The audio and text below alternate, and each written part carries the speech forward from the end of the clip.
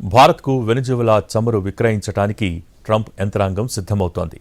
America నియంత్రణలో ఉన్న కొత్త చట్టం కింద భారత్కు చమురును విక్రయించేందుకు చర్యలు తీసుకుంటున్నట్టు అమెరికా ఇంధన కార్యదర్శి క్రిస్ రైట్ తెలిపారు.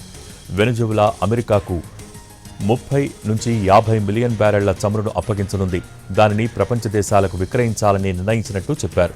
అందులో భాగంగా భారత్కు కూడా చమురును అమ్మటానికి సిద్ధంగా ఉందన్నారు.